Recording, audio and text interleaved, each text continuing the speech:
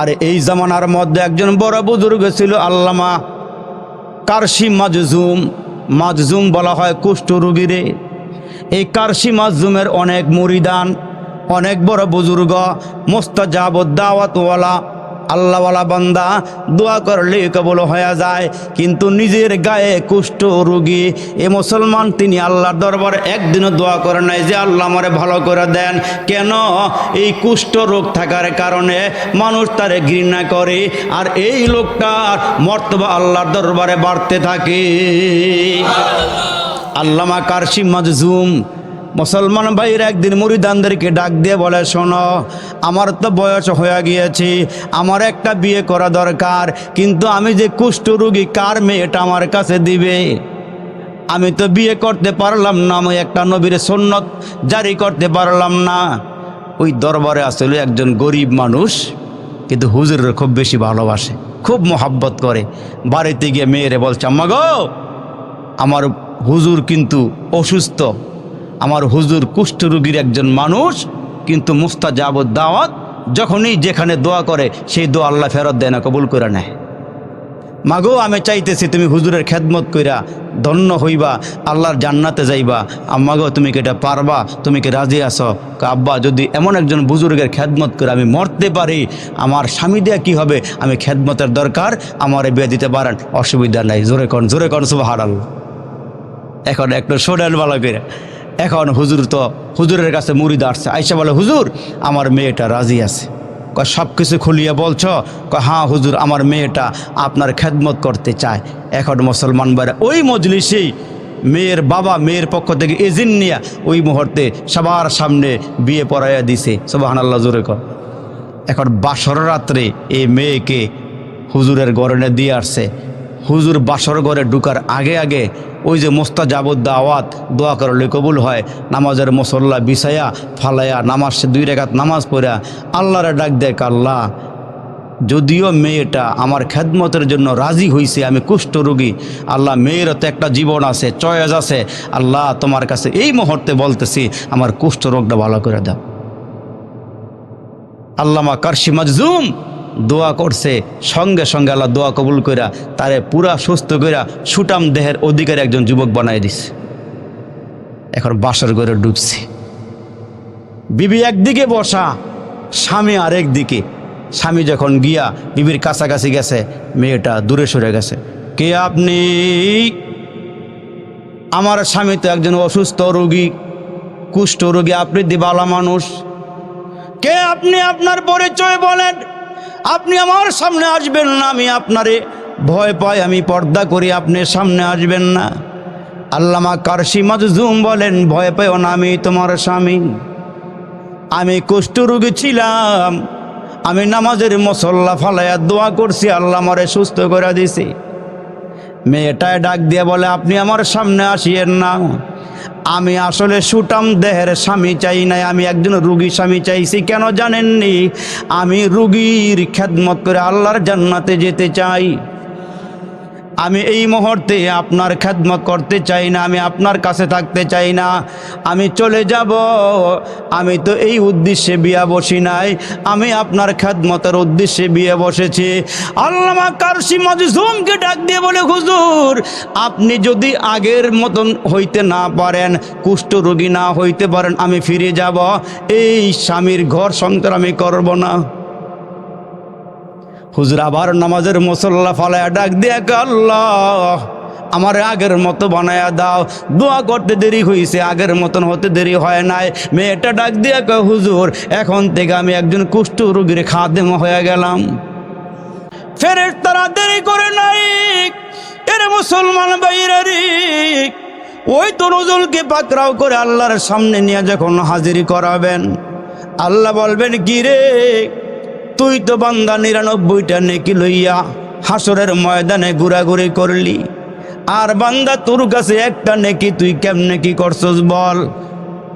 এক নেকিওয়ালা বান্দা বলবে, আল্লাহ, আমার তো একটা নেকি, আমি দেখলাম আমার ভাইয়ের কাছে 99টা নেকি থাকার পরেও সে জান্নাতে যাইতে পারে না, আমি একটা নেকি দিয়া কেমনে জান্নাতে যাব? এই জন্য গো মালিক, একটা নেকি আমার ভাইরে দিয়া পালাইছে, সে জান্নাতে যাক আর আমি জাহান্নামে গেলে যাব, অসুবিধা নাই। আমার আল্লাহ বলবেন এটা দুনিয়া নয়, এই ময়দান তো কঠিন ময়দান, হাসরের দিনটা বড় কঠিন দিন। সূর্য মাথার কিনারায় দাঁড়ায় গেছে, মাথার মগজগুলো টকবক টকবক করে ফুটা শুরু হয়ে গেছে। এরে মুসলমান বাইরে আমার নিচের জমিটা তামা হয়ে যাবে। সূর্যের 12 থেকে 13টা ছিদ্র আছে, মুখ আছে, ওই দিন মাথার বান্দার মাথার দিকে ঘুরাইয়া দেওয়া হবে। এরে বান্দা, এই কঠিন দিনে মুসিবতের দিনে তুই কেন একটা নেকি দিলে?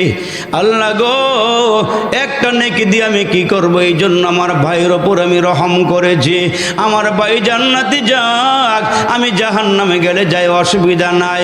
আল্লাহ বলবেন এই দিনেও যেহেতু তুই তোর ভাইয়ের ওপরে রহম করেছ, আমি আল্লাহর কাছে 99টা রহমত ছিল রে বান্দা, আমি আল্লাহ ঘোষণা দিলাম দুজনকে মাফ কইরা আমার জান্নাতের মেহমান বানায়া দিলাম। এর মুসলমান, আল্লাহর নবী সাহাবীদের সামনে ওয়াজ করতেছেন। সাহাবীরা বনি ইসরায়েলের একজন বড় আবেদ, যিনি 500 বছর পর্যন্ত আল্লাহর গোলামি করছে, আওয়াজ করে বলবেন যেই বেটার হায়াত হলো 500 বছর, ওনার হায়াতের সামনে কি আমগো হায়াত আছে না নাই? আছে বলে। যেই বেটার কাছে 500 বছরের ইবাদত, যেমন হযরত হুদ আলাইহিস সালাম একজন নবী ছিল, পয়গম্বর ছিল, ওনার জমানার মধ্যে, ওনার সময়ে, ওনার আমলে মানুষ বালেগ হইতো 300 বছরে। জোরে করেন না সুবহানাল্লাহ। ওনাদের গড় আয়ু ছিল 1000 বছর, ওনারা লম্বায় ছিল 30 থেকে 40 হাত। সুবহানাল্লাহ কর। আচ্ছা, আপনারা একটা আওয়াজ দিয়ে বলেন, এরা যদি 300 বছরে বালেগ হয় ভাই সাহেবেরা, এগোর সামনে আমগো হায়াত আছে না নাই? না সবাই তো বলতেছেন না আছে না নাই? ওই যে বেটায় রিক্সা চালায়, এখন তো মনে করেন রিক্সার মধ্যে মোটর দেওয়া আছে, সুইচ দিলেই একদম ফরফর ফরফর করে চলে। আর দেখবেন রিক্সাও এমন হয়েছে এখন, কথা করেন না সবাই, হ্যাঁ আস্তে করে বুঝান। এখন রিক্সাওয়ালার এমন হয়েছে, দেখবেন 2 পা উপরের দিকে দিয়ে চালায়। কেউ ঠিক নিও, সুইচ দিলে ফরফর করে চলে, হ্যাঁ এখন ঠ্যাং হলো উপরের দিকে, হেরা রইল রাস্তার, এখন মাতবর হেরা রাস্তার। আর একটা সময় গেছে পেট্রোল মাইরা জানবার করে লইছে, রিক্সা আগে না সামনের দিকে। হ্যাঁ, রিক্সার মধ্যে লইছে এক প্যাসেঞ্জার, ওজনে একটু বাড়ি, ওজন দিলে 4 মণ হইব আর কি। লোকটা ফাতলা না বাড়ি? আরে কথা কইলে ওয়াজ করতে বলা, ফাতলা না বাড়ি? এখন এই লোকের লইয়া যখন ওয়াই ব্রিজের কাছে গেছে, উদাহরণ দিলাম বুঝার লেগে আর কি, এখন যে টানতাছে উড়াইতারে না, ওজন বাড়ি দো। রিক্সাওয়ালা একটু হালকা পাতলা কয়, ভাই সাহেব একটু নাইমা আমার একটু সহযোগিতা করলে আমি রিক্সাটা উপরে উড়াইয়া পরে আপনাদের লই। তো এই বেটা আবার কথা মানছে, রিক্সাটারে একবার ওয়াই ব্রিজের মাঝখানে নিয়ে এই বেটারে উড়াইছে। তো রিক্সাওয়ালা আসলে একটু রসিক কিসিমের মজাওয়ালা আর কি, কয় স্যার আপনার নাম কি? এই বেটায় কয় আমার নাম হলো সিকুন আলী। ওজনে বাড়ি না ফাতলা বেটায়? মাইচরের মানুষ জোরে কোন বাড়ি না ফাতলা? বাড়ি। এখন রিক্সাওয়ালাকে এত মোড়া বেটা আবার নাম বলে সিকুন আলী, কারবারটা করছে কি দেখছিস? এখন সামনে যখন রিক্সা নিয়ে নামছে, নামার পরে এইবার প্যাসেঞ্জার ধরছে হেরে রিক্সাওয়ালার, এই তোর নাম কি?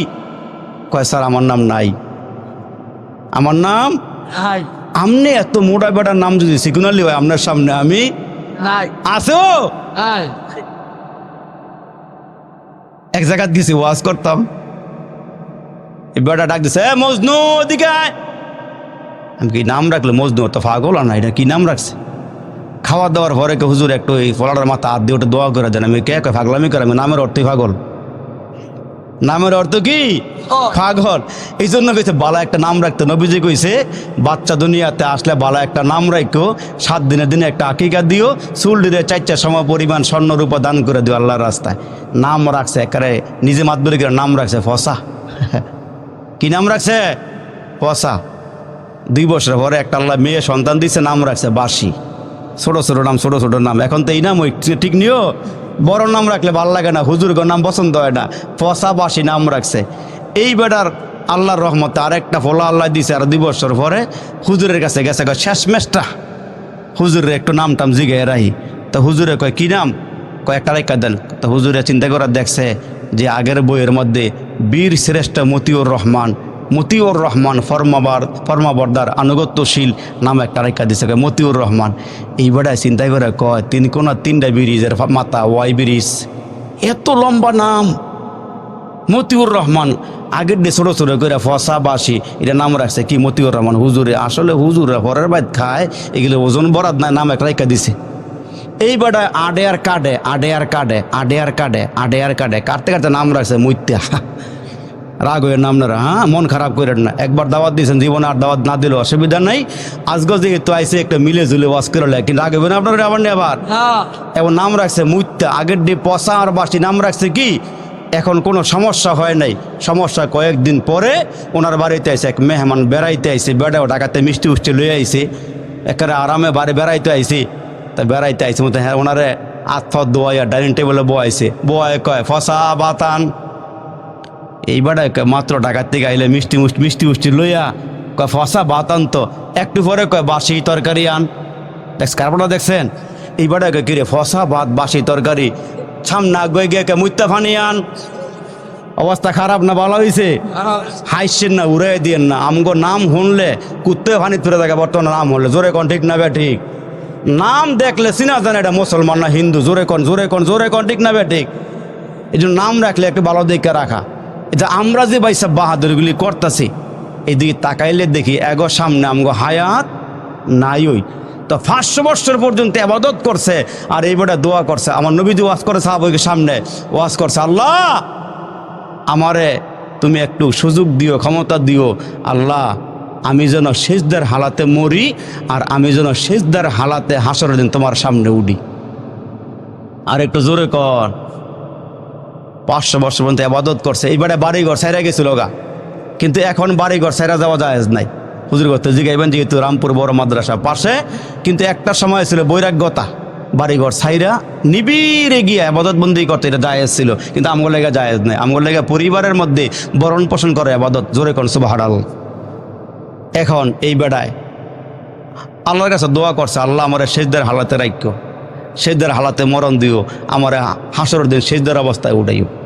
আল্লাহ দোয়া কবুল করছে। নবীজি ওয়াজ করতেছে সাহাবীদের সামনে, এরে মুসলমান ভাইরা রে আমার, ওই বান্দা যখন মারা গেছে সেজদার হালাতে আমার আল্লাহ ডাক দিয়া কয়, ফেরেশতারা রে, এই বান্দায় 500 বছর ইবাদত করেছে, নিঃস্বার্থে ইবাদত, রিয়া মুক্ত অহংকার মুক্ত ইবাদত, এই বান্দারে আমার রহমত দিয়ে আমার জান্নাতে ঢুকাইয়া দে। রহমত ছাড়া কোনো মানুষ বাঁচতে পারে না, হাসরের দিন আল্লাহ আমাকে জান্নাতও যাইতে পারত না। এই বেড়ার মনের ভিতরে একটা খুঁতখুঁতানি। আল্লাহ দিয়ে আমারে বলে, আজকে নাকি আল্লাহ পাক রহমত দিয়া দয়া দিয়ে আমারে জান্নাত দিবে, তাইলে আমার 500 বছরের ইবাদত গেল কই?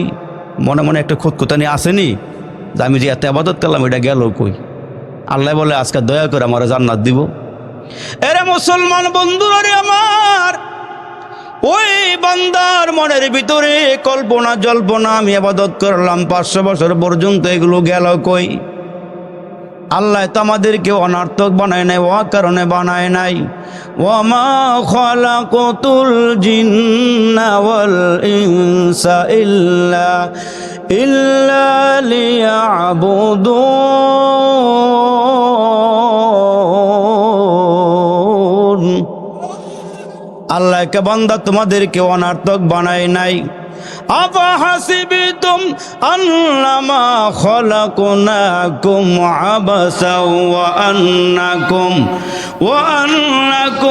ইলাইনা লা তুরজাউন। আল্লাহকে মানুষ তোমাদেরকে অনার্থক বানায় নাই, ও কারণে বানায় নাই। খাও দাও ভর্তি করো, সুন্দর বাড়ি বানাইবা, জায়গা জমি করবা। এরে বান্দা তোমাদেরকে জন্য আমি আল্লাহ বানাই নাই, তোমাদেরকে বানাইছে আমার গোলামের জন্য, আমার দাসত্বের জন্য, আমার বন্দেগীর জন্য।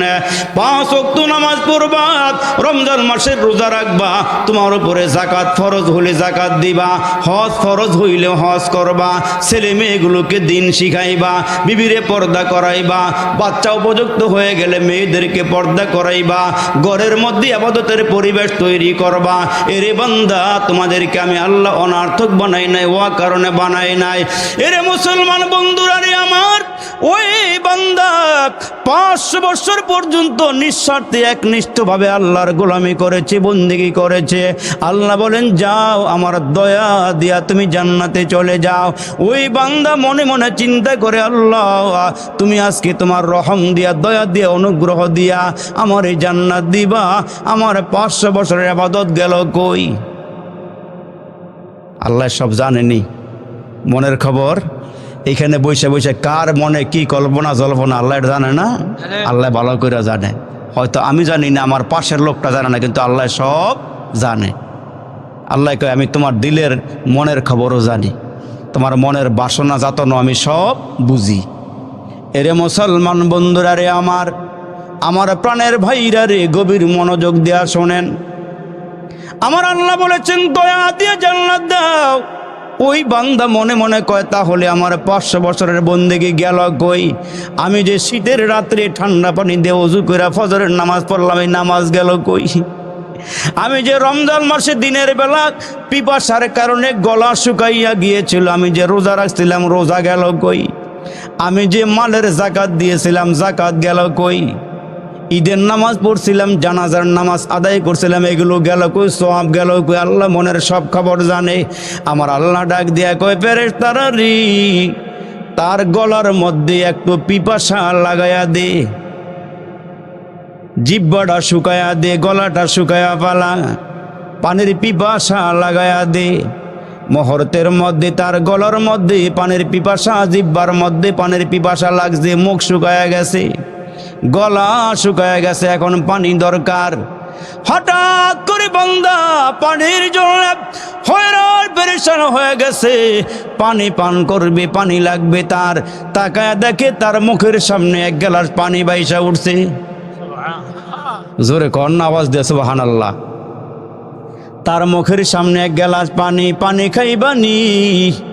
এই বান্দার পানির খুব দরকার। পিপাসার মুহূর্তে পানি থেকে আওয়াজ আসতেছে, পানি পান করবানি, পানি লাগবনি। এই বান্দায় হাত বাড়ায়া কয় দেরি কইরো না, তাড়াতাড়ি আমারে পানি দাও, আমি একটু পানি পান করতে চাই, আমার গলা শুকায়া গেছে, জিহ্বা শুকায়া গেছে। এরে মুসলমান বাইরে আওয়াজ দিতেছে পানি পান করবা। এই পানি এখন বিক্রি করা হবে, বিনিময়ে ছাড়া পানি দেওয়া হবে না। এখন তো পানি কিনবে, বান্দার কাছে কোনো টাকা নাই, পয়সা নাই, ব্যাংক ব্যালেন্স নাই, পানি কেমনে কিনবে, কেমনে খাবে? মুসলমান ডাক দিয়া বলা হইতেছে ভাই রে, যদি পানি পান করতে চাও এই মুহূর্তে পানি বিক্রি হবে, পানি অল্প দামে বিক্রি হবে না। যার কাছে 500 বছরের ইবাদত আছে, ওই 500 বছরের ইবাদত দিয়ে 1 গ্লাস পানি কিন্না পান করা লাগবে। কয় বছরের ইবাদত? জোরে কোন, কয় বছরের ইবাদত? আল্লাহু আকবার। মুসলমান ভাইরা ওই লোকটা ডাক দিয়ে কয় ভাই রে, আমার কাছে আছে 500 বছরের ইবাদত, তাড়াতাড়ি পানি দাও, ইবাদত লইয়া যাও, ইবাদত নিয়ে যাও, পানি পান করাও। পানি লাগবে, গলা শুকায় গেছে, জিহ্বা শুকায় গেছে, আমারে পানি পান করাও। কয় তাইলে তুমি কিনবা 500 বছরের ইবাদত দিয়া? কয় হাম, 500 বছরের ইবাদত দিয়া রে বন্ধু 1 গ্লাস পানি কিন্না পান করেছি, গলাটা শুকায় গেছে। আমার আল্লাহ ডাক দিয়া বলেন বান্দা রে, এখন জান্নাতে যাবে কি দিয়া? তোর কাছে ইবাদত আসেনি? কয় আল্লাহ ইবাদত নাই। তোরে যে আমি সাগরের মাঝখানে দ্বীপের মধ্যে পালছিলাম, চতুর্দিকে লবণাক্ত পানি ছিল, আমি তোরে মিষ্টি পানি পান করাইছি, আর দ্বীপের মধ্যে তোর জন্য আমি একটা ডালিম গাছ লাগাইয়া দিছিলাম, তোরে আমি ডালিম খাওয়াইছি। এরে বান্দা কত ডালিম খাইছস, এটা আমার নিয়ামত। وَإِن تَعُدُّوا نِعْمَةَ اللَّهِ لَا تُحْصُوهَا।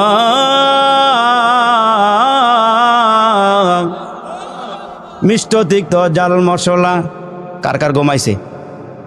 ঘুমাছো? মিষ্ট তিক্ত জাল মশলা দুধ মধু আর চিনি মাছ গোস্ত ফলমূল যে কতই দিলেন তিনি। উদ্দেশ্য কেবল করব মোরা বন্দিগি মৌলার, প্রশংসা করি আমি আল্লাহ তাআলার, বিশ্ব জাহান পয়দা হুকুমে জাহার। জোরে কন্না আল্লাহু আকবার। আসমান বানাইছেন কি? আর জোরে বলেন কি? জমিন বানাইছেন কি? এটা কার হুকুমে? আল্লাহ কয় বান্দা আসমান বানাইছি কুন ফায়াকুন দিয়া, জমিন বানাইছি কুন ফায়াকুন দিয়া, সাগর নগর বানাইছি কুন ফায়াকুন দিয়া।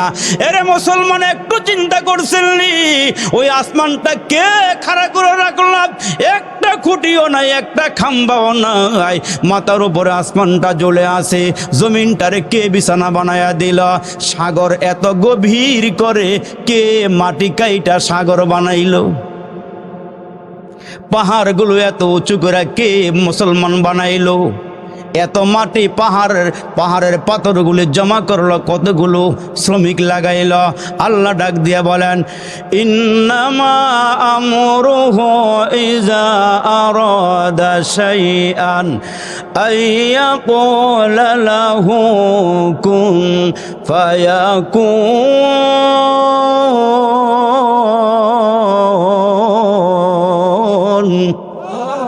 আল্লাহকে আমি কুন ফায়াকুন দিয়ে আসমান জমিন বানাইলাম, আর তোমাদেরকে বানাইলাম খলাকতু বিয়াদাইয়া। এরে মানুষ তোমাদেরকে বানাইছি আমার কুদরতি হাত দিয়া। আর একটু বড় করে কন্যাকে সুবহানাল্লাহ। আল্লাহ কয় তোমাদেরকে বানাইছে আমি কুদরতি হাত দিয়া। কতই যে সুন্দর এই ধরা বানিয়েছেন প্রভু কুদরত দ্বারা, কেহই তো তা পারিবে না। চক্ষু যে জুড়িয়ে যায়, খোদ প্রভুই তো করেছেন সবই, যেন করি উপাসনা তার। চন্দ্র দেখো রাতের বেলা, সূর্য দেখো দিনের বেলা, দিন হয় রাত হয় গগনেতে, চলছে তারা নিজ কক্ষপথে। ঝিকিমিকি ঝিকিমিকি আলোর দ্বারা করেছে উজ্জ্বল বিশ্ব ভরা, কে হয়তো তা পারিবে না। চক্ষু যে জুড়িয়ে যায়, খোদ প্রভুই তো করেছেন সবই, যেন করি উপাসনা তার। আল্লাহকে বান্দা কত নিয়ামত তোরে খাওয়াইলাম। এরে বান্দা একটু হিসাব মিলাইয়া দেখ, কত নিয়ামত তুই খাইছস, খাইতেছস, আরো খাবি। এ মুসলমান ভাইরা রে আমার আল্লাহ ডাক দিয়ে কই রে বান্দা, ওই যে আমি চতুর্দিকে সাগরের মাঝখানে আমি আল্লাহ দ্বীপ বানাইয়া, ওই দ্বীপের মধ্যে তোরে রাইখা মিষ্টি পানি পান করাইলাম। আমি আল্লাহ পাক ডালিম গাছ লাগাইয়া তোরে আমি ডালিম খাওয়াইলাম। এরে বান্দা এখন তো 500 বছরের ইবাদত এক গ্লাস পানির বিনিময়ে শেষ হয়ে গেল। এখন তুই জান্নাতে যাবে কি আমল দিয়া? কোন আমল দিয়া ক? আমল আছে? জয় কন্যা আছে? এই জন্য আল্লাহ ডাক দিয়ে বলেন লা তাকুনাতু মির রাহমাতিল্লাহ।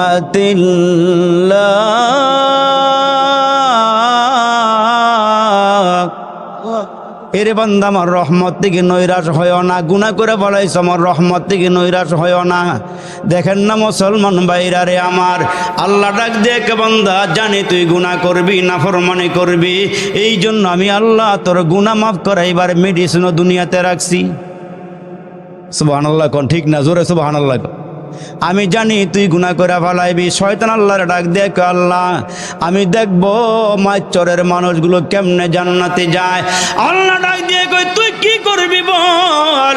ওই মুহূর্তে শয়তান ডাক দিয়ে কয় আমি দেখবো তোমার বান্দা বান্দিরা কেমনে তোমার জান্নাতে যায়। ডাইন দিক দিয়ে ধোঁকা দিব, বাম দিক দিয়ে ধোঁকা দিব, সামনের দিক দিয়ে ধোঁকা দিব, পিছন দিক দিয়ে ধোঁকা দিয়া যেমনে জান্নাতে যাইতে না পারে আমি ওই চেষ্টা চালাইয়া যাব। আল্লাহ চ্যালেঞ্জ দিয়া কয় শুনিয়া রাখ, আমার মাইচরের বান্দা বান্দি যদি গুনাহ করে ফেলায়, গুনাহ করার পর এরা যদি বুঝতে পারে আমি গুনাহ করে ফেলাইছি, এরা যদি ওযু কইরা 2 রাকাত নামাজ পড়ে নামাজ পড়ে সেজদা দিয়া, সেজদা থেকে মাথাটা উঠাইয়া সালাম ফিরাইয়া 2টা হাত উপরের দিকে বাড়াইয়া দিয়া আল্লাহ তুমি ছাড়া আমার কেউ নাই রে আল্লাহ, আমি শয়তানের ধোঁকায় পড়ে গুনাহ করে ফেলাইছি। ফেলাইছি, নফসের প্রবঞ্চনায় পইরা গুনাহ করে ফেলাইছি। আমার আল্লাহ ডাক দিয়া কয়, শয়তান চতুর্দিকে ধোঁকা দেওয়ার শক্তি আমি আল্লাহ তোরে দিয়া দিলাম, কিন্তু শুনিয়া রাখ, একটা দিকে তোর কোনো ক্ষমতা নাই। এই বান্দা যখন গুনাহ কইরা, এই বান্দা যখন নামাজের মুসল্লাটা ফালাইয়া আমার দরবারে হাতগুলো বাড়াইয়া দুই চোখের পানিগুলো সাইরা সাইরা বলবে, আল্লাহ আমি গুনাহ করে ফেলাইছি, আর গুনাহ করব না রে মাওলা, আমি ওপরের থেকে রহমতের পানি দিয়া বান্দার জীবনের সব গুনাহগুলো মাফ করে দিব। আমি আল্লাহ পাক মাফ করলে কারণ করে জিজ্ঞাসা করা লাগবে না, অনুমতিও নেওয়া লাগবে না। এই জন্য মুসলমান ভাইরারে আমার, পয়গম্বর আরবি ডাক দিয়ে বলেন, যারা তওবা করবে গুনাহ থেকে, ওই যে বাচ্চা মায়ের পেটের থেকে আসার পর ওই বাচ্চা যখন দুনিয়াতে আসে ভূমিষ্ঠ হয়, ওই বাচ্চা যেমন নিষ্পাপ বেগুনাহ, কোনো বান্দা বান্দি গুনাহ করিয়া তওবা করলে আমি আল্লাহ এদেরকেও নিষ্পাপ মাসুম বেগুনাহ বানাইয়া দেই। আমি ওদেরকে বেগুনা মাসুম বানায়া দেই। এরে মুসলমান, আল্লাহর পয়গম্বর বলেন, কেউ যদি গুনাহ লইয়া কবরে যায়, তওবা করে নাই, গুনাহ মাফ করাইতে পারে নাই, গুনাহ লইয়া ওই বান্দা যখন মুসলমান কবরে যাবে, কবরে যাওয়ার পর দেখেন না, আমার মা আমার বোন যখন নাকের মধ্যে স্বর্ণের জিনিস পরে, কানের মধ্যে পরে, হাতের মধ্যে পরে, পায়ের মধ্যে পরে, গলার মধ্যে পরে, ওই স্বর্ণগুলো পড়তে পড়তে একদিন কালসা হয়ে যায়, ময়লা লাগে। এগুলো আবার বাইন্না দোকানে নিয়ে মেডিসিন দিয়ে আগুনে ফেলাইলে দেখবেন ওই ময়লাগুলো দূর হয়ে আবার আগের মতন ফকফক হয়ে যায়, জগজগ করে, ঠিক কিনা কন? এরে মুসলমান ভাইরারে, তওবা হইলে গুনাহ জগজগ করে দেয়, গুনাহ মাফ করে দেয়। যেই বান্দা তওবা করে নেয়, গুনাহ লইয়া কবরে যাবে, আমার আল্লাহ ওই মানুষগুলোর গুনাহগুলো মাফ করাইতে বান্দারে ধইরা জাহান্নামের কুয়ার মধ্যে বালাবে। নাউজুবিল্লাহ, জোরে কন। ওই জাহান্নামের আগুনগুলো ধাও ধাও করিয়া জ্বলতে থাকবে। রসুল বলেন, আমি যখন এই রজবের চাঁদে মেয়ারাজে গেলাম, আমারে আল্লাহ জান্নাত দেখাইছে, জান্নাতের অসংখ্য নিয়ামত দেখাইছে। দুনিয়ার মধ্যে যা কিছু আমরা ভক্ষণ করে হালাল খাবার, এগুলো জান্নাতের স্যাম্পল। সুবহানাল্লাহ কোন? যা খাইতেছেন, আঙ্গুর, বেদানা, নাশপাতি, কমলা, যা খাইতেছেন এগুলো জান্নাতের স্যাম্পল, কিন্তু আল্লাহ পাক গোডাউন ভরে রাখছেন জান্নাতের মধ্যে। জোরে কোন সুবহানাল্লাহ। আল্লাহর রসুল বলেন, আমি সব দেখলাম জান্নাতের নিয়ামত। আবার রসুল ডেকে ডেকে বলেন, জাহান্নামের শাস্তি আমার আল্লাহ দেখাইছেন। আমি ঘুইরা ঘুইরা জিবরাইলের মাধ্যমে জাহান্নামের আগুন দেখলাম, জাহান্নামের শাস্তি দেখলাম। এরে মুসলমান ভাইরা, বেশি দেরি নয়, আর কয়েকটা মিনিট, কাটায় কাটা 12টা দোয়া করে দেবে ইনশাআল্লাহ, উড়াউড়ি করেন না। এরে মুসলমান বাবাজিরারে আমার, রসুলে আরবি বলেন, আমার আল্লাহ জাহান্নামের আযাব দেখাইছেন। নবীর দেখা মানে আমাদের দেখা, ঠিক নিও, ঠিক নিও। ছেলেরে বিয়ে করাইবেন, ছেলে এখনো বিদেশে আছে, আব্বাই ফোন দিয়া কইছে, বাবা রে তোর জন্য আমরা কিন্তু মায়া একটা দেখছি। মায়ও ফোন দিয়ে কইছে, আব্বা রে তোর জন্য একটা মায়া দেখছি। এখন ফোলায় আব্বা, আব্বা আমার দেখার দরকার নেই, আপনার দেখাই আমার দেহা, আপনার দেহা ওই আমার দেহা। আমরা রসুলের উপর ঈমান আনছি, আমরা বলি নবী গো আপনার দেখাই আমগো দেখা, ঠিক কিনা জোরে কর? আপনার দেখা ওই আমাদের দেখা। এটা যারা বিশ্বাস করছে, এই বিশ্বাস করার নাম হলো ঈমান। এরে মুসলমান বাবাজিরারে আমার, নবীজি জাহান্নামের আযাবগুলো ঘুরা ঘুরা দেখছেন। এই জন্য রসুল ডাক দিয়ে, উম্মতেরা রে, আমি জাহান্নামের মধ্যে ঢুকলাম, জাহান্নাম আমি দেখলাম, জাহান্নামের আযাবের ভিতরে একটা আযাব দেখলাম। আমি দেখলাম বিরাট বিরাট বড় একটা মটকা। কি মটকা? মটকা, এমন বড় মটকা, এটা আমার নজরের কোনোদিন পরে নাই। আমি দেখলাম মটকা। জিবরাইলে জিজ্ঞেস করলাম, ও জিবরাইল, এই মটকাগুলো কিসের? কয়, নবীজি গো এগুলো মটকা নয়, এগুলো আপনার উম্মতের পেট। এত বড় পেট? হ্যাঁ নবীজি। কয়, এগুলো শতখরের পেট, পেটের ভিতরে সাপ বিচ্ছু কিলবিল করতেছে। আরে আমার মুসলমান ভাইরারি আমার, বিরাট বড় বড় সাপ পেটের ভিতরে কিলবিল করতেছে, কামড়াইতেছে, বিচ্ছু দিয়া পেটটা ভরা, সাপ দিয়া পেটটা ভরা। আমার নবী কয়, আমি দেখলাম। জিবরাইল জিজ্ঞেস করলাম, ও জিবরাইল এই পেটটা কেন কেন এত বড় হয়ে গেছে? কয় নবীজি গো, দুনিয়ার মধ্যে আপনার উম্মতেরা সৎখোর উম্মতের পেটগুলো এমন হবে। নাউজুবিল্লাহ, জোরে কোন। আর আমরা সুদে টাকা লাগাই দেদারসে খাইতেছি, পরকালের চিন্তা আমাদের কলবের মধ্যে, আমাদের দিলের মধ্যে নাই। এরে মুসলমান বাইরে, আরে আমার রাসূল আরবি বলেন, আমি সুদখোরের আযাব দেখলাম, ঘুষখোরের আযাব দেখলাম। যেই নারীরা বেপরদায় চলাফেরা করে, এমন নারীদের আযাবও আমি কবরের ভিতরে দেখছি। আমি দেখলাম কিছু নারীরে স্তনের মধ্যে বর্ষা লাগাইয়া টানাইয়া রাখা হয়েছে, চুলের মধ্যে বান্ধা লটকাইয়া রাখা হয়েছে। যেই নারীগুলো বেপরদায় চলাফেরা করে, ফটকা মাছের মতন পেটটারে বাইর করিয়া রাস্তা দিয়া চলাফেরা করে, মুসলমান যেগুলো ডাইকা রাখার দরকার ছিল ওইগুলো ডাইকা রাখে নাই, পরপুরুষের সামনে প্রকাশ করে দিয়েছে। আল্লাহ রসুল বলেন, আমি সুদখোরের আযাব দেখলাম, ঘুষখোরের আযাব দেখলাম, বেপর্দা নারীদের আযাবও দেখলাম। আবার দেখলাম যারা মিথ্যা কথা বলে, যারা ওয়াদা খেলাফ করে, যারা আমানতের খেয়ানত করে, যারা চগলখুরি করে, আমি সবগুলো আযাব জাহান্নামের মধ্যে দেখে আসছি। মুসলমান ভাইরারে আমার, পয়গম্বর আরবি বলেন, ওই জাহান্নামের আযাবগুলো আমারে দেখাইছে, জাহান্নামের আগুনগুলো আমি দেখে আসছি। তো আল্লাহর পয়গম্বর বলেন, যেই মানুষগুলো তওবা করবে না, গুনাহ সহকারে কবরে যাবে, ওই মানুষগুলোকে জাহান্নামের আগুনের মধ্যে ফেলানো হবে।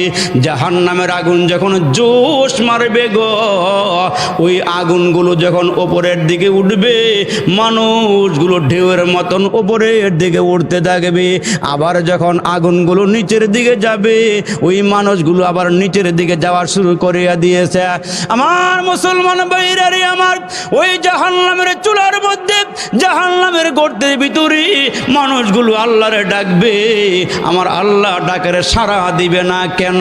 এরা হলো পাপী, এরা হলো নাফরমান, এরা হলো গুনাহগার। দেখেন না, মা যখন ঘরের মধ্যে কাজ কাম করে, ছোট ছোট বাচ্চারা গিয়ে মার কাজের মধ্যে ডিস্টার্ব করেনি? বাজার থেকে চাউলের বস্তায় না গড় ফলাইছেন, কুলা দিয়া যাইরা ড্রামের ভিতরে ঢুকাইতেছে, বাচ্চা একটা দৌড় দাইয়া কতগুলো চাইল খাপলা দলিয়া ফলাই দিছে। মায় কয়, দেখ, হ্যাঁ হনুই না, ঠিক নিও, হ্যার কাম হ্যাঁ করতেছে। মা এমন রাগ করছে, ধমক দেওয়ার পরও যখন শোনে না, আম্মায় করছে কি, তুই খালি জ্বালাবি আমার, রাগ তোর জ্বালানটা বন্ধ করতেছি। এমন জোরে এক থাপ্পড় দিছে, হ্যাঁ থাপ্পড়টা খায় গালার দইরা ওই কোনার মধ্যে বয়ে গিয়া হয়নি, এমন হয়নি। হ্যাঁ, যে সিফাটাত বইয়া কান্দা শুরু করছে। মাকে এখন বলা হয়েছে, তুই কান আর আমি কাম করে লই। এখন হ্যাঁ কিনারের মধ্যে ফালাই দিয়া আম্মায় কাজ করতেছে, কুলারের মধ্যে চাউল দিয়া যাইরা বর্তাছে ড্রামের ভিতরে। হ্যাঁ যে কান্দাছে, হ্যাঁ যে এমনি কান্দাছে, মায়ের দিকে চাই ওইটা। হ্যাঁ করছে কি, ঘন্টাখানিক কান্দা এবার সর বলাইছে, আম্মা গ, আম্মা গ, তুমি স্যার আমার দ্বারে কেউ নাই গো আম্মা, তুমি আমার মা। এবার যখন মার কামড় শেষ হয়েছে, হ্যার প্রতি মা নজর দেয়, আম্মা গ, আম্মা গ, কটা কস কিল্লাই। এতক্ষণ মায় কাজ শেষ করছে, মার জিদ্রাও কমছে। আল্লাহ একটু ভালো করে বুঝেন, জাহান্নামের আগুনের মধ্যে বান্দারা পইরা ডাকবো, আল্লাহ গ, জাহান্নামের আগুন আর সহ্য করতে পারতেছি না। আল্লাহ চাইতই না, আল্লাহ শুনবই না। যখন মুসলমান সব গুণাগুলো আগুনে ফুইরা শেষ করব, এবার আর কোনো গুণা নাই, যখন ঢেউর লাগে, আগুনের ঢেউর লাগে উপরের দিকে ওইটা মুখটা বাড়াইছে, আল্লাহ গ, আল্লাহ কয়ে ডাহসকে লেগা সুবহানাল্লাহ, জোরে কন, আর একটু জোরে কন সুবহানাল্লাহ। আল্লাহ, জাহান্নামের আগুন তো আর সইতে পারতেছি না। আল্লাহ কয়, তাইলে শোধ খাইছিলি কেন? রমজান মাসে দিনের বেলা ডাইলের বড়া খাইছিলি কেন? কয় আল্লাহর খাইতাম না। কয় যাইতার তিনার খাবি কেমনে? সিস্টেম আছে ভাই সাহেব? আর কোনো সিস্টেম আছে? আর কোনো সিস্টেম নাই। এরে মুসলমান ভাইরা আমার, এই জন্য আল্লাহ পাকের পয়গম্বর ডাক দিয়া কয়, বান্দা আছে বন্দেগি নাই, গুনাহ আছে তওবা নাই, আছে বন্দেগি নাই, গুনাহ আছে তওবা নাই, বাড়ি আছে কবরের কোনো খবর নাই। এই জন্য আল্লাহ ডাক দিয়া কয়, মানুষেরা রে, জীবনটা সুন্দর করিয়া কবরে যাও, জীবনটা সাকসেস করে কবরে যাও, আল্লাহকে রাজি আর খুশি করে কবরে যাও, সাহাবীদের জিন্দেগি অবলম্বন করে কবরে যাও। জোরে কোন সুবহানাল্লাহ। সাহাবিদের জিন্দিগি লইয়া কবরে যাও, সাহাবির আমার নবীর লেগা পাগল, আমার নবীর এমন মোহাব্বত করে, এমন ভালোবাসে। যেমন হজরত জুলাইবিব একজন সাহাবি ছিল, গরিব সাহাবি, কিন্তু এমন গরিব, এই গরিব সাহাবির এক হলো কালা, 2 নম্বর বংশের কোনো পরিচয় নাই, আবার হলো গরিব, অশিক্ষিত, একবারে কালো মেশমেশা, কিন্তু আল্লাহু আকবার, নবীর এত ভালোবাসে, নিজের জান দিয়ে নবীরে ভালোবাসে। জোরে করে সুবহানাল্লাহ। বংশ পরিচয় নাই, বেটা হয়েছে কালা, আবার হয়েছে বাইটটা, অশিক্ষিত, বংশের কোনো পরিচয় নাই। এই সাহাবি নবীর কাছে আইসা দিন গ্রহণ করছে, ইসলাম গ্রহণ করছে। এই সাহাবি ডাক দিয়ে কয়, নবী গো, আপনি আমার গার্জিয়ান। সুবহানাল্লাহ, জোরে কর। নবী যদি কাহারও গার্জিয়ান হয়ে যায়, নবীজি ডাক দিয়ে আমার উম্মত 2টা কাজ করলে আমি ওই উম্মতের গার্জিয়ান হুম। আর একটু জোরে কর না সুবহানাল্লাহ। জানি তো রাত্রে বেশি হয়েছে, অনুবাদ ভালো লাগতো না, কিন্তু 2-1টা কথা কয়ে এলাই। রসুল কয়, আমার উম্মত যদি 2টা জিনিসের জিম্মাদারি নেয়, জামিন হয়, আমি আমার জিম্মাদারিতে আমার উম্মতের জান্নাতে পৌঁছাই দেব। 2টা জিনিসের গ্যারান্টি, মাইয়াজমাল্লি মা বাইনা লিহিয়াইহি ও মা বাইনা রিজলাইহি আজমাল্লাহুল জান্নাহ। 1 নম্বরের জবানটারে হেফাজত করতে পারলে, এই জবান দিয়ে মিছা কথা কওয়া, চগলখুরি কওয়া, এই জবান দিয়া আলতু ফালতু কথা কওয়া, এগুলো যারা বাদ দিয়া লাইব, নবীজি ডাক দিয়ে কয়, যারা 2 সোয়ালের মাঝখানের হেফাজত করব, আমার জিম্মাতে আমার উম্মতগুলোকে জান্নাতে পৌঁছাই দেব। আরেকটা জিনিস হইল, 2 রানের মাঝখানে লজ্জাস্থান, বেডা আর বেডি, পুরুষ মহিলা যারাই অবৈধ কাজ থেকে বিরত থাকে, জিনার কাজ থেকে বিরত থাকে, আমার নবী কয়, যারা অবৈধ কাজ করে না, জিনা করে না, ব্যভিচার করে না, আমি রসুল জিম্মাদারি হইয়া আমার এই উম্মতের নরনারী আল্লাহ পাকের জান্নাতে পৌঁছাই দেন। এই হযরত জুলাইবিবকে রসুল কয়, তুমি আমারে ভালোবাসো? কয়, হ্যাঁ রসুল, আমি আপনারে ভালোবাসি। কয়, আমিও তোমারে ভালোবাসি। অথচ গরিব বাইট্টা, বংশের পরিচয় নাই। কয়, নবীজি আপনি আমার গার্জিয়ান। আরে মুসলমান ভাইরারে আমার, কয়েকদিন পরে আল্লাহ নবীর সামনে বসা এই হজরতে জুলাইবিব একজন গরিব সাহাবি, বেটে সাহাবি, বংশের কোনো পরিচয় নাই, অশিক্ষিত, সম্পদ নাই, গরিব। নবীজি একদিন ডাক দিয়ে কয়, কি রে, বিয়ের বয়স হয়ে গেছে, তুমি কি বিয়ে করবা না? সাহাবি ডাক দিয়ে কয়, নবী গো, খাইতাম ফাই না, আবার বিয়ে করবো করতে গা। সুবহানাল্লাহ, জোরে কয়। আমার দেখতে বেশি ভালো লাগে না, আমার বংশের কোনো পরিচয় নাই, এই মদিনাতে আমার কোনো বংশ নাই, আমার কোনো গোত্রের লোক নাই, আপনারা সারা, আপনি আমার জিম্মাদার গো নবীজি। আমার নবী ডাক দিয়ে কই, সাহাবী রে, আমি জিম্মাদারি নিয়ে তোমারে বিয়ে করায় দিব, তোমার কি অসুবিধা আছে? কয়, নবীজি তাইলে তো ভালোই হয়। কয়, তাইলে তোমারে আমি ছোট জায়গায় বিয়ে করাবো না, যেহেতু আমি তোমার জিম্মাদার।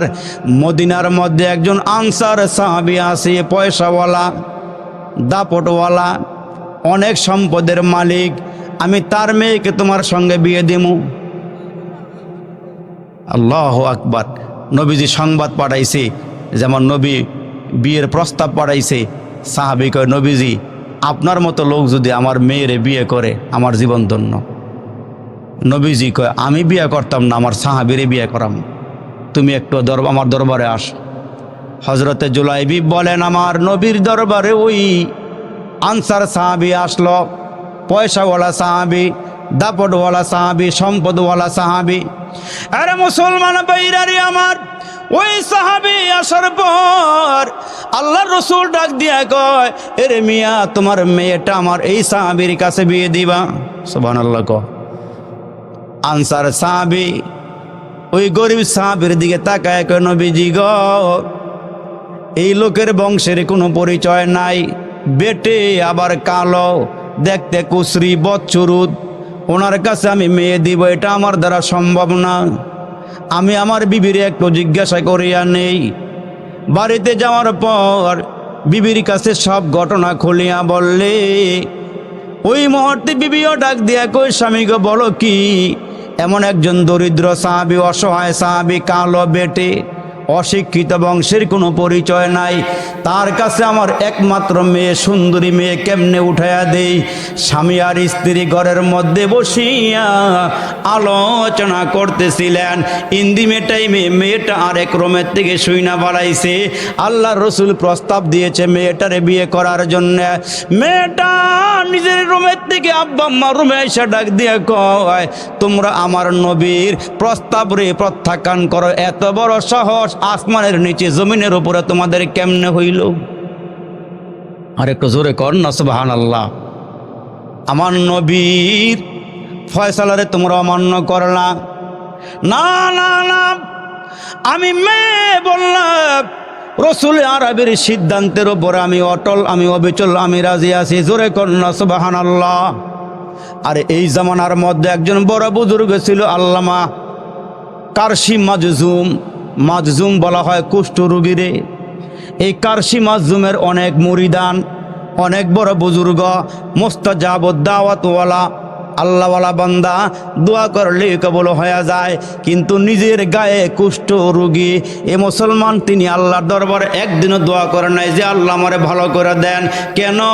এই কুষ্ঠ রোগ থাকার কারণে মানুষ তারে ঘৃণা করে, আর এই লোকটার মর্তবা আল্লাহর দরবারে বাড়তে থাকে। আল্লামা কারশি মাজুম মুসলমান ভাইয়ের একদিন মুরিদানদেরকে ডাক দিয়ে বলে, শোনো, আমার তো বয়স হয়ে গিয়েছে, আমার একটা বিয়ে করা দরকার, কিন্তু আমি যে কুষ্ঠ রোগী, কার মেয়েটা আমার কাছে দিবে? আমি তো বিয়ে করতে পারলাম না, আমি একটা নবীর সুন্নত জারি করতে পারলাম না। ওই দরবারে আসলে একজন গরিব মানুষ, কিন্তু হুজুরের খুব বেশি ভালোবাসে, খুব মোহাব্বত করে। বাড়িতে গিয়ে মেয়েরে বলছে, আম্মা গো, আমার হুজুর কিন্তু অসুস্থ, আমার হুজুর কুষ্ঠ রোগীর একজন মানুষ, কিন্তু মুস্তাজাবুদ দাওয়াত, যখনই যেখানে দোয়া করে সেই দোয়া আল্লাহ ফেরত দেয় না, কবুল করে নেয়। মাগো, আমি চাইতেছি তুমি হুজুরের খেদমত কইরা ধন্য হইবা, আল্লাহর জান্নাতে যাইবা। আম্মাগো, তুমি কি এটা পারবা? তুমি কি রাজি আছো? আব্বা, যদি এমন একজন বুজুর্গের খেদমত করে আমি মরতে পারি, আমার স্বামী দেয়া কি হবে? আমি খেদমতের দরকার, আমারে বিয়ে দিতে পারেন, অসুবিধা নাই।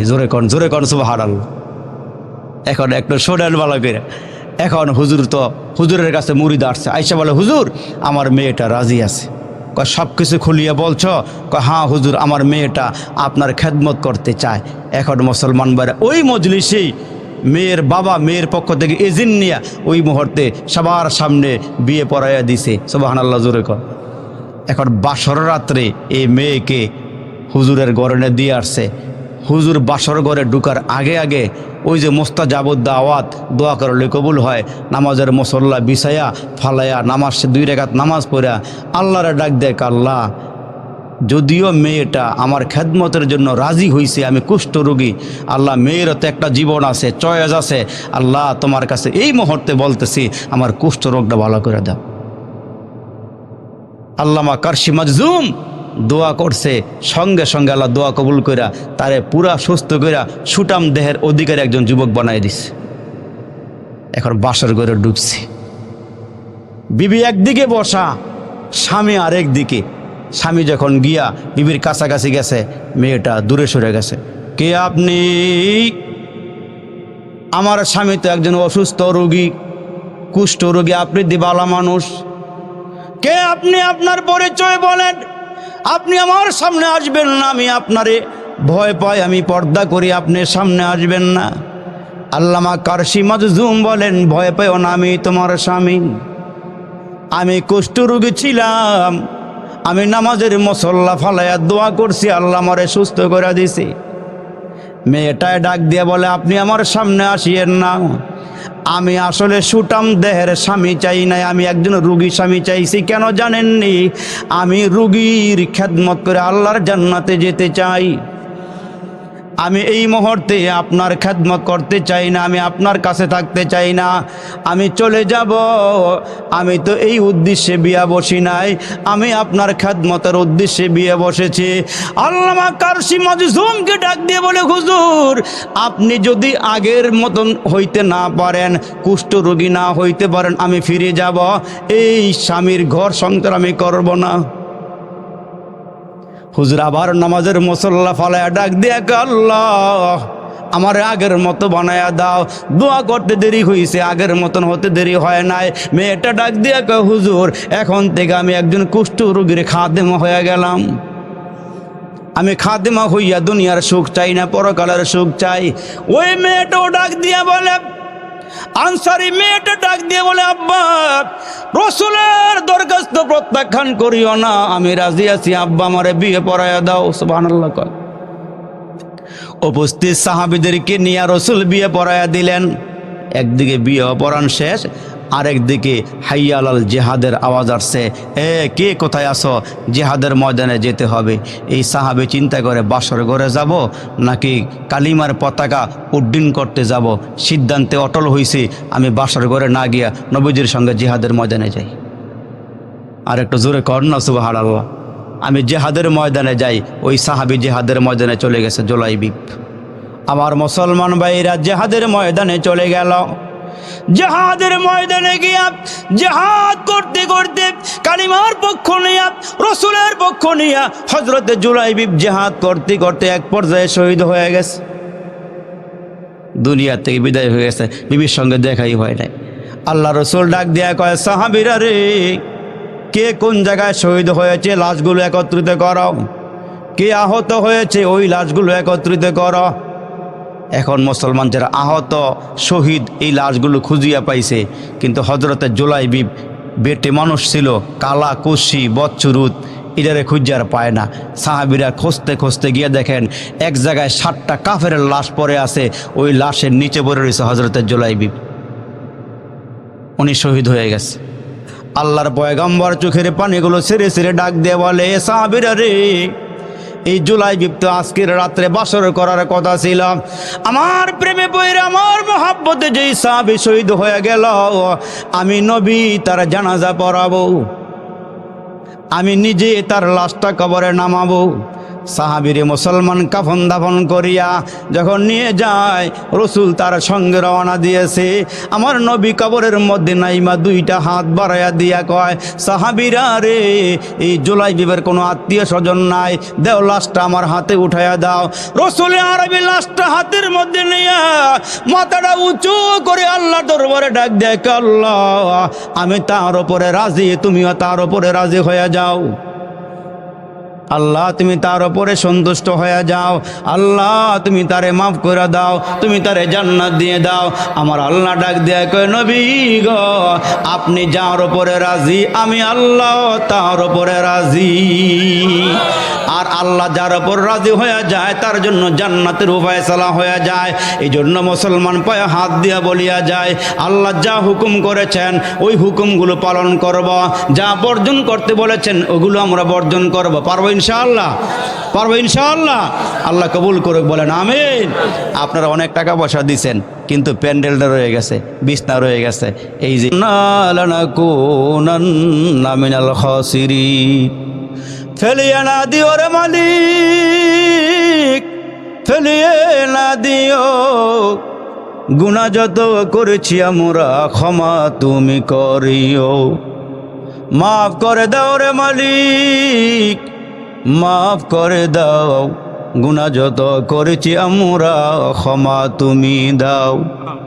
জ্বালায়ও না আমরা রে আল্লাহ দোজখের আগুনে, এমন কঠিন আগুন সহিব কেমনি।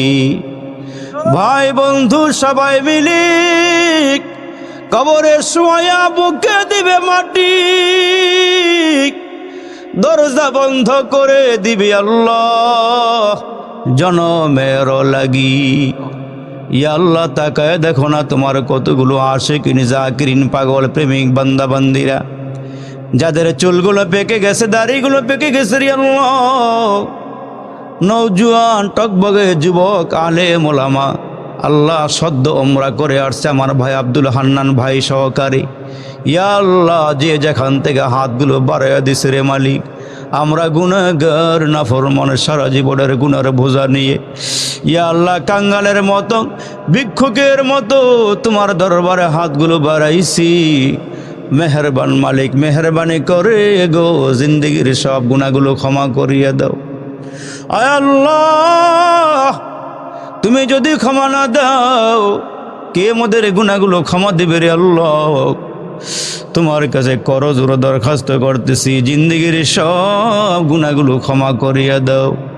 আয় আল্লাহ, জানি না কার জন্যে জানি আজকের মাহফিলটা জীবনের শেষ মাহফিল হয়ে যায়, জানা নাই রে মালিক কার জন্যে জানি গো আজকের মোনাজাতরা জীবনের শেষ মোনাজাত হয়ে যায়।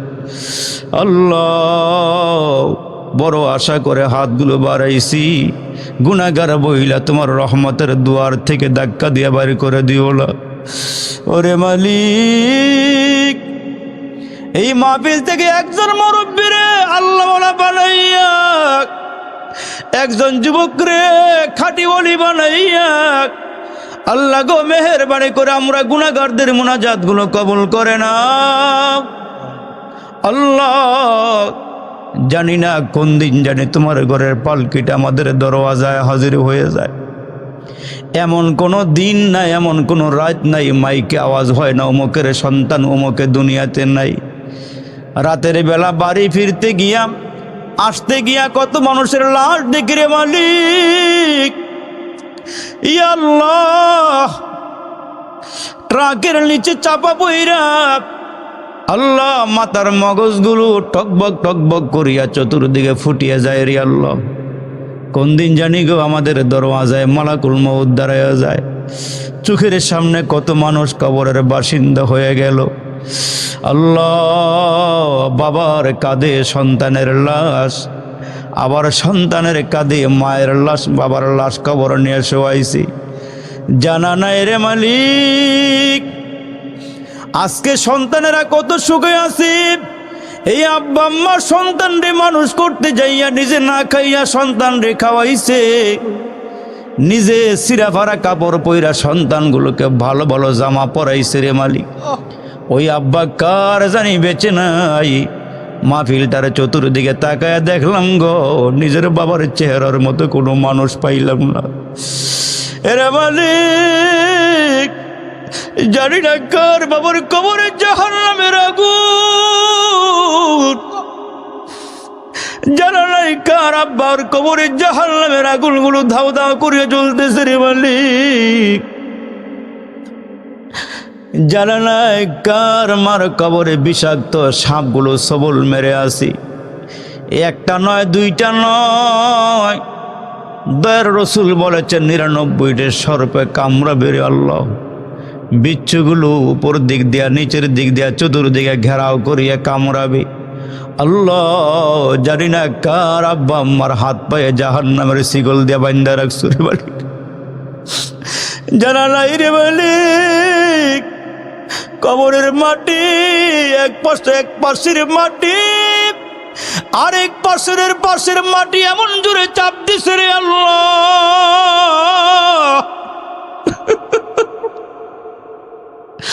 জানি না কার আব্বা আম্মার আল্লাহ হাড্ডিগুলোকে চুরমার করে পালাইছি।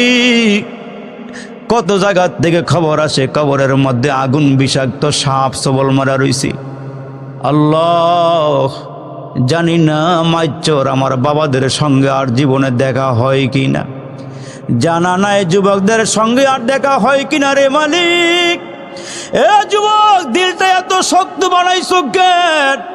এরে মুরব্বী, দিলটা পাথরের মতন শক্ত বানাইছো কেন?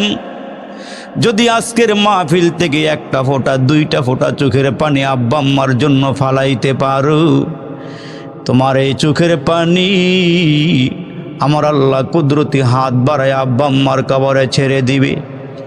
জাহান্নামের আগুন যখন নিভিয়া যাবে রে আল্লাহ, আব্বা আম্মা ডেকে ডেকে বলবে কিসের পানি এগুলো? কি আবে হায়াতের পানি নাকি জমজমের পানি নাকি আল্লাহ রহমতের পানি, আবে হায়াতের পানি, জমজমের পানি? কিসের পানি দিয়ে আগুনগুলো নিভাইয়া দিলা? আমার আল্লাহ বলবে না, এগুলো আবে হায়াতের পানি নয়, জমজমের পানি নয়, জান্নাতের পানি নয়, এগুলো তোমার সন্তানের চোখের পানি। তোমার ভাইয়ের পানি, বাবার পানি সন্তানের জন্যে, মার পানি মেয়ের জন্যে। আল্লাহ কত আলেম ওলামার হাতগুলো বাড়াইছে রে আল্লাহ। আল্লাহ এ বাবা রে, দেখো না এক ফোঁটা দুই ফোঁটা চোখের পানি আসেনি রে বাবা। এত শক্ত কেমনে হইলা রে? জানা নাই কার আব্বা আম্মার রুহগুলো মাহফিলের চতুর্দিকে ঘুরতেছে ভিক্ষুকের মতন।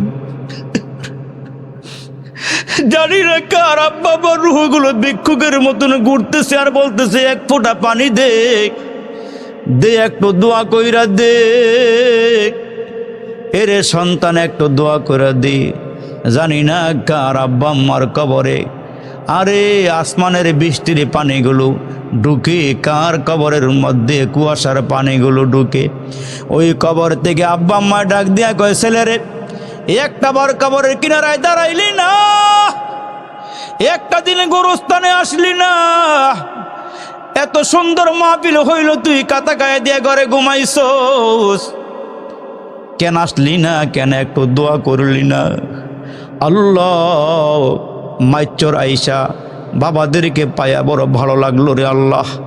যুবকদের পাইয়া দিলটা খুশি হয়ে গেল। আল্লাহ রব্বে কারিম দোয়াটা ফেরত দিও না রে আল্লাহ। মেহরবানি করে আমরার দোয়াগুলো কবল করে নিও। যারা টাকা দিয়া পয়সা দিয়া জানে মালে সহযোগিতার হাত বাড়াইছে, আল্লাহ সিমেন্ট দিল, টাকা দিল, পয়সা দিল, আল্লাহ সামিয়ানা দিল, আল্লাহ পোস্টার দিল, মাইক দিল, বিছনা দিল, আল্লাহ মাহফিলের খরচগুলো যারা দিল এদেরকে তুমি আল্লাহ কবল করে নিও। এদের জান সালামতগুলো ভালো রাখো, কামাই রুজির মধ্যে বরকত দিও। আল্লাহ বংশের মধ্যে আলেমের নূর জ্বালায়া দিও। আল্লাহ রামপুর মাদ্রাসাটা তুমি কবল করে নিও। বড় হুজুর দোয়া করে গেছে, আল্লাহ ওয়াজ করে গেছে, বড় মুখলেস মানুষ, আল্লাহ ওনাদের খেদমতগুলো তুমি দিনের জন্য কবল করে নিও। এই মাদ্রাসাকে জড়িয়ে করে এলাকার সবাইরে মাফ করে দিও। আল্লাহ ঘরে ঘরে রহমত বর্ষণ করে দিও।